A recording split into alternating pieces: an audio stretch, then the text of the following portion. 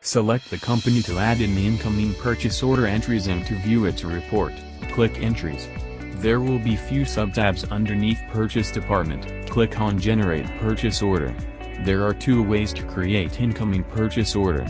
With quotation, one can search the quotation by quotation number, vendor name, salesperson, or by just clicking Search Quotation. You can view all the quotation underneath it as you scroll down. Select the quotation by clicking the arrow button.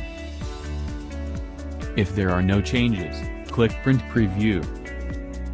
To print the PO order, click on the Print/Email button. Next is Without Quotation. To add in Without Quotation PO, one will have to click on the Purchase Department. Click on Generate Purchase Order to refresh the page. Add in the supplier's name, supplier details, supplier GST register number into the respective columns. To add in the items, fill in the product code, product description, quantity, unit price and SSD amount. Then, click on the green Add button. Next, click Print Preview.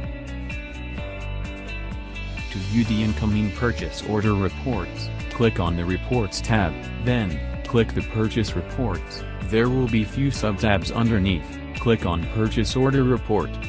To search the purchase order reports, in all these ways or by just clicking Search PO.